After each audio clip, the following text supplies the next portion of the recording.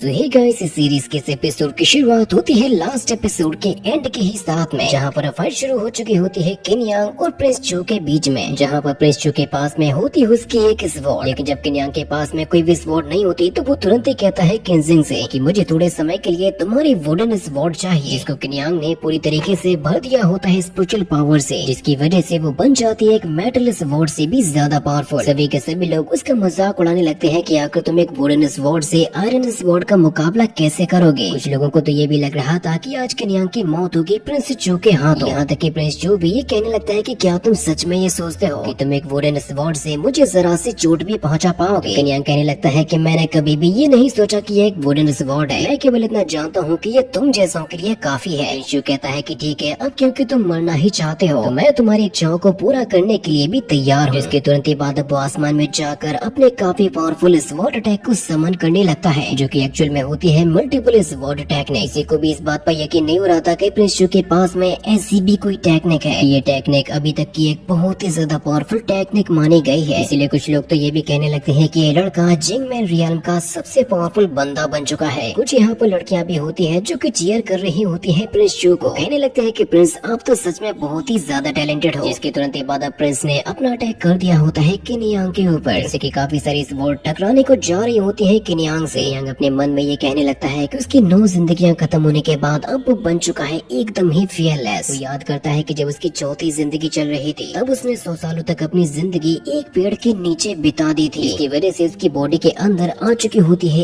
एक sword spirit, इसको कहा जाता है एक जीव स्वॉर्ड, जो कि कहीं भी कैसी भी और किसी भी तरीके की बाधाओं से उसको निकाल सकती है। क्योंकि किन यांग अपनी 4th लाइफ में पहुंच चुका था स्वॉर्ड एम्परर के रियल्म में, जिसको उसके चाहने वालों ने नाम दिया था किंग युन का स्वॉर्ड एम्परर। यांग ये कहने लगता है कि भले ही ये मेरी 10वीं जिंदगी है, लेकिन अभी भी उसके पास में वो स्वॉर्ड स्पिरिट की एबिलिटी होती है, इसको हम वाकई में यहाँ पर अपीयर होता हुआ भी देख पा रहे थे। इसकी वजह से अब ये वुडन स्वॉर्ड बन जाती है एक बहुत ही ज्यादा पावरफुल स्वॉर्ड। उसने यहाँ पर एक ऐसे डिफेंस को क्रिएट किया था, उससे जब प्रिंस का अटैक टकराता है तो किन यांग को उससे कुछ भी नहीं होता, बल्कि वही अटैक सीधा जाके टकरा जाता है प्रिंस चू से। यहाँ तक कि तभी किन यांग ने अपनी स्वॉर्ड से एक काफी पावरफुल अटैक कर दिया होता है प्रिंस चू के ऊपर। जो स्वॉर्ड अटैक प्रिंस चू को बहुत ही बुरी तरीके से घायल भी कर देती है। चू को यकीन नहीं हो रहा था कि आखिर किन यांग के पास में ऐसी कोई एबिलिटी कैसे हो सकती है, जिसने उसके अटैक को रोक दिया और प्रिंस चू को भी हरा दिया। लेकिन यहाँ पर उन्हीं की आंखों के सामने खेल खत्म हो जाता है प्रिंस चू का। किन यांग तभी तुरंत ही किनजिंग की स्वॉर्ड को वापस भी कर देता है। किनजिंग ये कहने लगता है कि वो प्रिंस तो पहुंच चुका था 6th रियल्म में, लेकिन फिर भी तुमने मेरी इस कमजोर सी वुडन स्वॉर्ड से भी उस बंदे को हरा दिया। सच में दोस्तों, तुम्हारी एबिलिटीज तो कमाल की है। तभी सेकंड अंकल किन यांग के डैड से ये कहने लगते हैं कि भले ही हमारे बेटे की स्टार गेट को छीन लिया गया, लेकिन उसके पावर्स में कोई भी कमी नहीं हुई, बल्कि ऐसा लगता है जैसे कि उसके पावर्स तो पहले से भी कई गुना ज्यादा बढ़ चुके हों। जिस बात से वो यहाँ पर काफी खुश भी थे। जिस मोमेंट पर तभी किन यांग लॉर्ड चू से ये कहने लगता है, वैसे मैं तो आपका दामाद बनने वाला था, लेकिन क्या ही करें, आपकी किस्मत में ऐसा हो पाना तो लिखा ही नहीं था। अगर तुम गद्दारों के साथ में ना मिले होते तो मुझे ऐसा कभी भी नहीं करना पड़ता। जिस मोमेंट पर तभी शी चिंग सामने आता है और वो ये कहने लगता है, शायद बच्चे हमने तुम्हारी ताकत को जरा सा कम आंक लिया था, लेकिन अब जो तीसरा डिसाइपल तुम्हारे साथ में फाइट करेगा वो होगा हमारी लिंग फैमिली से। जिस बात से वो दोनों ही लीडर्स ये कहने लगते हैं कि क्या वाकई में ऐसा करना चाहते हो। शी चिंग यहाँ पर बुलाता है अपने सबसे काबिल डिसाइपल को। शी चिंग उससे कहता है कि तुम जानते हो कि तुम्हें यहाँ पर क्या करना है। वो बंदा ये कहने लगता है कि अंकल शी चिंग, आप बिल्कुल भी चिंता मत करो, ये बैटल किन यांग की जिंदगी का आखिरी बैटल साबित होगा। लेकिन अब तभी ऐसा देखकर सामने आ जाते हैं कैंग शैंग और वो ये कहने लगते हैं कि तुम मेरे बच्चे के सामने कितने खतरनाक वॉरियर को लेकर आ गए हो, जबकि इस फाइट का तुमसे कोई लेना देना भी नहीं था। मैंने सोचा नहीं था कि तुम मेरे बेटे से इतने ज्यादा जलते होगे। ये जानते भी हो कि तुम्हारा ये साथी लिंकन मेरे बेटे किन यांग से 3 रियल्म से आगे है। या तुम्हें सच में ऐसा लगता है कि मेरी फैमिली इतनी कमजोर है कि तुम्हारे ऐसे बुली करने से रुक जाएगी? मैं तुम्हारे इस ईंट का जवाब पत्थर से देना अच्छे तरीके से जानता हूँ। तो फिर शी चिंग ये कहने लगता है कि जब तुम्हारा बेटा दोनों ही फैमिलीज के फाइटर्स को हरा सकता है, आखिर उसको मेरे डिसाइपल लिंकन के साथ में फाइट करने में क्या ही दिक्कत होगी। लेकिन क्लेन लीडर, अगर आप डर रहे हो कि आपके बेटे को कुछ ना हो जाए, तो डेफिनेटली आप अपने कदमों को पीछे हटा भी सकते हो, लेकिन कदमों को पीछे हटाने से पहले तुम्हें मेरे सामने सिर रख के माफी मांगनी होगी। साथ ही साथ तुम्हें वो भी हर्जाना भरना होगा जो कि मैंने तुमसे कहा था, और साथ ही साथ तुम्हें किन यांग को अपने ही हाथों से सजा भी देनी होगी। जो बात सुनकर कैंग शैंग को बहुत ही ज्यादा गुस्सा आ चुका था, लेकिन किन यांग उनको रोकता है और सामने आ जाता है चैलेंज को एक्सेप्ट करने के लिए। कहता है कि शी चिंग, ज्यादा बकवास मत करो, मैं तुम्हारी शर्त को मानने के लिए तैयार हूँ, मैं पीछे नहीं नहीं हटूंगा, फिर चाहे तुम 3 मेजर फैमिलीज में से किसी को भी सामने लेकर क्यों ना आ जाओ, मुझे परवाह नहीं है, फिर चाहे कोई भी मेरे सामने क्यों ना आ जाए, फिर चाहे लॉर्ड शी चैंग ही मेरे साथ में फाइट करने के लिए क्यों ना आ जाए, मैं अपने कदमों को किसी भी हाल में पीछे नहीं हटाऊंगा। तभी फिर वो फाइटर लिंकन किनयांग से कहने लगता है कि देखो दोस्त, मैं नहीं जानता कि तुम्हारे स्टारगेट को किसने छीन लिया, तुम अपनी इंजरी से इतने जल्दी हील भी कैसे हो गए, लेकिन तुम्हारे इन सारे मसलों का अंत करने के लिए तुम्हारे सामने आ चुका है एक लीजेंड। जिस बात पर किनयांग उससे कहता है कि वैसे तुम बातें ज्यादा करते हो। तो फिर लिंकन तुरंत ही अपने पावरफुल अटैक्स को समन करता है और चला जाता है किनयांग पर हमला करने के लिए। इसको डिफेंस और अटैक करने के लिए किनयांग ने भी अपने एक अटैक को किया था, लेकिन इसकी वजह से किनयांग खुद भी काफी पीछे चला जाता है। ये चीज देख के चू फैमिली का लीडर ये कहने लगता है कि वाकई में लिंकन एक बहुत ही बड़ा जीनियस है। किनयांग कहता है कि मेरी बॉडी पावर्स को संभालने के लिए अभी थोड़ी सी कमजोर है। लिंकन भी कहने लगता है कि तुम्हारे और मेरे बीच में पावर्स का बहुत ही बड़ा फासला है, इसी वजह से तुम बहुत ही जल्द मेरे हाथों से यहाँ पर मारे जाने वाले हो। इसके अगले ही पल लिंकन ने अपने पावर्स की हेल्प से उसके ऊपर हमले करने शुरू कर दिए थे। हमने देख पाते हैं कि वाकई में कुन के अटैक किनयांग को काफी पीछे धकेल रहे थे, जिससे कि किनयांग भी ये सोचने लगता है कि हाँ, लिंकन मुझसे 3 रियल्म्स आगे है। इसकी वजह से सच में उसकी स्पिरिचुअल एनर्जी किनयांग से कई गुना ज्यादा है, इसीलिए अगर उसको ये फाइट जीतनी है तो कोई ना कोई तरीका तो आजमाना ही होगा। जिस मोमेंट पर अब तभी बिना रुके ही लिंकन ने अटैक पर अटैक करने स्टार्ट कर दिए थे। किनयांग को सच में ये समझ में नहीं आ रहा था कि आखिर वो लिंकन की ऐसी कौन सी वीकनेस को यूज करे जिसकी वजह से वो लिंकन को थोड़ा तो रोक ही सके, लेकिन लिंकन किनयांग को ऐसा करने का मौका दे ही नहीं रहा था। ये फाइट करते हुए किनयांग उसकी बॉडी का फुल एनालिसिस कर रहा था, आखिर इसकी फुल बॉडी में ऐसा कौन सा बॉडी पार्ट होगा जिसकी हेल्प से वो लिंकन को कमजोर बना सके और उसको हरा सके। लेकिन हम देख पाते हैं कि वाकई में लिंकन होता है एक रियल वॉरियर, क्योंकि उसके अटैक्स करने की पावर और रिफ्लेक्शंस बहुत ही ज्यादा गजब के थे। इस मोमेंट पर तभी किनयांग को लिंकन का वीकेस्ट पॉइंट मिल जाता है। साथ ही तभी लिंकन ने किनयांग के ऊपर अपना भी हमला कर दिया था। इसके पीछे जाने की वजह से तभी लिंकन उससे ये कहने लगता है कि किनयांग, अभी तो तुम मेरे सामने बहुत ही बड़ी बड़ी बातों को कर रहे थे, अब आकर कहाँ गई वो तुम्हारी बात है, क्योंकि केवल हम लोग को डॉज करने से कोई भी फायदा नहीं होगा। अगर तुम्हें ये फाइट जीतनी है तो तुम्हें भी हमले करने ही होंगे। किनयांग उससे कहता है कि ठीक है, अगर तुम ऐसा चाहते हो तो मैं ऐसा भी कर लूंगा। इसके बाद अब लिंकन ने यहाँ पर निकाल ली होती है एक बीस्ट की स्पिरिट। उससे फाइट को कराने के लिए किनयांग भी लेकर आ चुका होता है अपने ड्रैगन की स्पिरिट को, जो नजारा देखने में भी यहाँ पर वाकई में एक बहुत ही गजब का लग रहा था। उनमें से किसी को भी यकीन नहीं हो रहा था कि किनयांग तो अभी है केवल 4th रियल में, फिर आकर ये बंदा ऐसा कैसे कर सकता है, उसके पास में किसी बीस्ट की स्पिरिट कैसे हो सकती है, क्योंकि वो यहाँ पर यूज कर रहा होता है ट्रांसफॉर्मेशन ऑफ ऑरा टेक्निक को। ऐसा करने की ताकत 5th रियल यानी कि डोमेन रियल वालों के पास में भी नहीं होती, ये काम कर सकते हैं केवल 6 रियल वाले ही। किनयांग के पिता को भी अपनी आंखों पर यकीन नहीं हो रहा था कि क्या वाकई में वो ये चीज देख रहे हैं। किनयांग यहाँ पर एक बीस्ट की ट्रांसफॉर्मेशन को बना चुका है। मोमेंट पर अब तभी लिंकन अपने बीस्ट को आगे जाने के लिए कहता है, जिसे फाइट कराने के लिए किनयांग ने भी अपने बीस्ट को आगे भेज दिया था। किनयांग का ड्रैगन उसके टाइगर को हराने के बाद सीधा जाके टकराने लगता है लिंकन से, जिसको वो बहुत ही बुरी तरीके से जकड़कर हराने की कोशिश करने लगता है। लिंकन का टाइगर किनयांग का कुछ भी नहीं बिगाड़ पाता, बल्कि किनयांग का ड्रैगन लिंकन की जान लेने लगा था, जिसकी वजह से उसको बचाने के लिए बीच में आना पड़ता है शी चैंग को। वो उसको बचाता है और अपनी स्पिरिचुअल एनर्जी की मदद से ठीक भी करने लगता है, क्योंकि असल में ये फाइट आने की वजह से लिंकन अपने एक रियल्म को गवा चुका था। वो कहने लगता है कि तुम्हें जल्द से जल्द ट्रीटमेंट की जरूरत है, वरना तुम्हारी जान खतरे में आ जाएगी। जहाँ पर तभी सामने आ जाते हैं कैंग शैंग और वो ये कहने लगे थे, शी चैंग तुम पहले ही हार चुके हो और तुमने बीच में आके नियम को भी तोड़ दिया। अब जल्दी से तुम तीनों के तीनों अपने वादे को पूरा करो और यहाँ से चले जाओ। अगर तुम लोगों ने अपने वादे को पूरा नहीं किया तो इसकी बहुत ही भारी कीमत चुकानी पड़ेगी, जो बात मजबूरन उन तीनों ही फैमिलीज के लीडर को माननी भी पड़ेगी। और जब शी चैंग यहाँ से जा रहा था तो किनयांग उससे कहने लगता है, एक न एक दिन मैं तुमसे उस चीज का बदला जरूर से लूंगा जो भी तुमने मेरे साथ में किया था। इस बात का जवाब फिलहाल में तो शी चैंग के पास में नहीं होता, इसकी वजह से वो यहाँ से चला जाता है। साथ ही साथ बाकी के फैमिलीज के मेंबर्स भी यहाँ से चले जाते हैं अपनी सेना को लेकर। चल के जाने के बाद अब किनजिंग किनयांग से ये कहने लगता है, भाई अब तो तुम मुझे बता ही दो कि आकर तुम अचानक से ही इतने ज्यादा गजब के कैसे हो गए, तुमने अपने ऑरा को इतने शानदार तरीके से इनकारनेट कैसे किया, मुझे बता दो। साथ ही किनयांग के पिता भी उससे यही कहने लगे थे कि बेटे आकर तुम्हें हुआ क्या है, क्योंकि तुम सच में पहले से काफी ज्यादा बदल चुके हो। सेकंड अंकल भी कहते हैं कि सच में बेटे तुम्हारी परफॉर्मेंस बहुत ही ज्यादा गजब की थी, मुझे तो अपनी आंखों पर यकीन ही नहीं हो रहा कि ये हमारा ही किनयांग है। किनयांग कहता है कि डैड और अंकल मैं आप लोगों को इस बारे में बाद में बता दूंगा, सबसे पहले तो मैं देखना चाहूंगा अपने सेकंड ब्रदर को। किनयांग अपने भाई को देखने के लिए पहुंच जाता है और वो ये बताने लगता है कि मेरी ये जो जिंदगी है इसमें असल में है मेरे 2 भाई, मेरे सबसे बड़े भाई का नाम है किनशेन और दूसरे भाई का नाम है किनहाई। किनयांग ये बताने लगता है कि उसका जो सबसे बड़ा भाई है बचपन से ही बहुत ही ज्यादा टैलेंटेड रहा है। वो अपने मार्शल आर्ट की ट्रेनिंग को करने के लिए जा चुका है टियानजिन एकेडमी में कि उसका फ्यूचर बहुत ही अच्छा हो सके। मेरा भाई भी एक बहुत ही बड़ा रीजन है 3 मेजर फैमिलीज की चिंता के लिए। मेरा जो सेकंड ब्रदर है किन हाई, वो मेरी किन फैमिली का सेकंड फेवरेट पर्सन भी है, लेकिन वो अपनी 16 की एज के बाद से उसके साथ में एक हादसा हुआ था जिससे कि उसकी एक टांग टूट गई थी, क्योंकि वो लिंगन माउंटेन्स में बहुत ही ज्यादा खतरनाक जगह से नीचे गिरा था। वो तो शुक्र था कि उसकी जान बच गई थी, लेकिन वो अपने एक पैर को गवा चुका था। इसलिए केन हाई चाह कर भी प्रैक्टिस नहीं कर सकता था मार्शल आर्ट्स को। यहाँ ये बताने लगता है कि उन दोनों से ही मिले हुए मुझे हो चुके हैं पूरे 2 साल। कहने लगता है कि हाँ, मैं बन चुका हूँ अब सन ऑफ हेवन। मेरे अंदर मेरी 9 जिंदगियों की मेमोरीज भी भरी पड़ी है, लेकिन साथ ही साथ वो इस बात को भी नहीं नकार सकता कि वो किन फैमिली का थर्ड यंग मास्टर भी है, जिसे अपने दोनों ही भाइयों के साथ में हमेशा ही मिलके चलना होगा। इसके बाद वो अपने सेकंड ब्रदर किन हाई को देखने के लिए पहुंच जाता है। किन यांग जैसे उसके घर में जाता है तो फिर तभी वहाँ पर व्हील चेयर पे बैठा हुआ आ जाता है किन हाई। इसको देख के किन यांग काफी ज्यादा खुश होता है और उससे ये कहने लगता है कि भाई आपके जो राइटिंग की स्किल्स है वो सच में बहुत ही ज्यादा इम्प्रूव हो चुकी है। इससे कहता है कि अब तुम दोबारा से मुझे यहाँ पर मक्खन लगाने के लिए आ गए हो। किन यांग कहता है कि देखो आपको भी पता है कि मैं कभी झूठ नहीं बोलता। किन हाई उसको ये बता रहा था कि देखो हमारी जिंदगी में कोई हादसा हो जाने की वजह से इसका मतलब ये तो नहीं है कि हम अपनी जिंदगी को ही खत्म कर दें। हो सकता है कि हमारी जिंदगी में कुछ ऐसा होने वाला हो जिसके लिए केवल हमें ही चुना गया हो, इसीलिए हमें कभी भी किसी भी हाल में अपनी जिंदगी को बर्बाद नहीं करना चाहिए। हाँ, वैसे मेरी किस्मत तुम्हारे जैसे तो नहीं है। लेकिन यांग उससे कहता है कि आपकी किस्मत इस वजह से अच्छी है क्योंकि मेरे जैसा भाई है आपके पास में। तो उससे कहने लगता है कि भाई देखो मजाक को छोड़ के आप अपने लेग्स को ट्रीट क्यों नहीं करते उन्हें ठीक करने के लिए। किन हाई बताता है कि देखो अब ऐसा करने से कोई भी फायदा नहीं होगा, क्योंकि जब मास्टर डूजी मेरे पैरों को ठीक नहीं कर पाए तो फिर तुम और मैं क्या ही कर लेंगे। तो किन यांग कहने लगता है कि देखो डूजी ने पहले ये भी कहा था कि मैं मारा जाऊंगा, लेकिन आप खुद ही देख सकते हो कि मैं तो एकदम ही ठीक खड़ा हुआ हूँ आपके सामने। जहाँ पर तभी किन यांग अपनी पावर्स की मदद से किन हाई की बॉडी को चेक करने लगता है और ये कहता है कि आपकी लेग्स में कोल्डनेस भर चुकी है, जिसकी वजह से आपकी जो 8 मेरिडियंस हैं अब वो दोबारा से ब्लॉक हो चुकी हैं। आपको ठीक करने के लिए केवल एक ही इलाज है जो कि होगा स्काई फायर स्पिरिट। किन यांग अब हमें स्काई फायर स्पिरिट के बारे में बताने लगता है। ये जो स्काई फायर स्पिरिट है वो असल में बनती है हेवनली फायर से, जो कि बहुत ही कम होती है। हो सकता है कि वो हमें पूरे के पूरे बीमिंग एम्पायर में कहीं पर भी देखने को भी ना मिले। इसीलिए भाई तुम मेरी चिंता करना छोड़ दो, लेकिन पहले तुम मुझे ये बताओ कि अगर तुमने ये डॉक्टरी करना कब से शुरू कर दिया और तुम्हें अगर किसी की बॉडी को ठीक करने के बारे में कैसे पता है। किन यांग कहता है कि भाई ये एक बहुत ही लंबी स्टोरी है, मैं फिर कभी बताऊंगा। और अगर अभी मैं फिलहाल के लिए बात करूँ स्काई फायर स्पिरिट के बारे में, तो उसको आपके पास में लाने की जिम्मेदारी आप मुझ पर छोड़ दो। मेरे साथ में जो प्रॉब्लम चल रही है उनको ठीक करने के बाद में तुरंत ही उसको ढूंढने के लिए निकल जाऊंगा, लेकिन आप मुझसे वादा कीजिए कि इतने समय में आप अच्छे तरीके से आराम करोगे। भाई चाहे कुछ भी हो जाए लेकिन मैं आपको ठीक करके ही रहूंगा। और भी बहुत सी बातें हैं जो कि मुझे आपको बतानी है, लेकिन मैं उनको बाद में कभी करूंगा। इसके बाद फिर किन यांग जब यहाँ से जा रहा था तो फिर तभी वहाँ से एक सर्वेंट आता है और वो किन हाई को देता है स्टोन आर्ट को और बताता है कि अभी हाल ही में उनके किन मेंशन के सामने कितना बड़ा हादसा हुआ। सब कुछ किया है आपके भाई किन यांग ने। सारी की सारी कहानी बता देता है कि किस तरीके से किन यांग ने लिन फैंग, चू यू किंग और लिंक उनको हरा दिया। तीनों ही फैमिलीज को शर्मिंदा होकर यहाँ से जाना पड़ा, जिस बात पर किन हाई को भी यकीन नहीं हो रहा था कि क्या वाकई में ऐसा हुआ। इसके बाद हमें जंगल के अंदर कुछ लोगों को दिखाया जाता है जो कि ढूंढने की कोशिश कर रहे थे हेवनली फायर स्पिरिट को, क्योंकि इस जगह के बारे में कुछ रूमर्स फैले थे कि यहाँ पर मिल सकती है हेवनली फायर स्पिरिट। के साथ में एक लड़की होती है जो कि ये बताती है कि लिंगन माउंटेन्स के बीच में है एक सीप हेड वैली, जहाँ पर पता चला था एक सीक्रेट प्लेस के बारे में और ये कहा जाता है कि उसी जगह पे मिल सकती है स्काई फायर स्पिरिट। लेकिन ये अभी तक कंफर्म नहीं हुआ कि वो वाकई में किसी को मिली भी है। अगर स्काई फायर स्पिरिट के मिलने के केवल 1% भी चांसेस है, हमें तब भी हार नहीं माननी चाहिए, क्योंकि इस फायर स्पिरिट की मदद से वो लड़की बचाना चाहती है अपनी मॉम की जिंदगी को। जिसके बाद हमें अगले ही सीन में दिखाया जाता है लिंग पैलेस को, जहाँ पर लॉर्ड शेन गुस्से के साथ में शी चैंग से ये कहने लगा था कि मैं जल्दी से जाता हूँ और अपनी शेन फैमिली की टुकड़ी को इकट्ठा करता हूँ, क्योंकि मैं अभी के अभी किन फैमिली को खत्म कर देना चाहता हूँ। लॉर्ड चू ये कहने लगता है कि देखो तुम अपने बेटे के जैसे बातें मत करो, अगर हम लोग बिना तैयारियों के साथ में जाएंगे तो बहुत ही बुरी तरीके से हारेंगे। लॉर्ड शेन कहता है कि आखिर कौन सी तैयारियों की जरूरत है, या हम तीनों ही फैमिलीज मिलकर किन फैमिली को हरा नहीं पाएंगे। जिस बात पर वो लॉर्ड शेन से ये कहने लगता है कि जब किन शेन केवल 16 साल का था वो पावर्स के मामले में एक ग्रैंड लेवल पे पहुंच चुका था, साथ ही साथ वो मास्टर लाओजू का डिसाइपल भी बन चुका है। यहाँ तक कि अब तो वो अकेडमी में जाकर और ट्रेनिंग करके हो चुका होगा स्पिरिचुअल सी रियल्म में। लोग ये कहने लगते हैं कि हाँ हम लोग बहुत ही आसानी के साथ में हरा सकते हैं किन फैमिली को। उसके बाद तुम लोगों को ये पता नहीं है कि फिर हमारे साथ में क्या होगा, क्योंकि अगर किन शेन को इस बात की भनक भी लगी कि हम तीनों फैमिलीज ने मिलके उसकी फैमिली को खत्म कर दिया तो वो इतनी ज्यादा पावर्स को लेके आएगा कि मेरे जैसे 10 भी उसे हरा नहीं पाएंगे। इसी वजह से फिलहाल के लिए तुम लोगों को अपने गुस्से को शांत करना ही होगा। हमें केवल इंतजार करना है सही मौके का और हम लोग हमला भी करेंगे। इसके साथ में ये एपिसोड भी यहीं पर ही खत्म हो जाता है।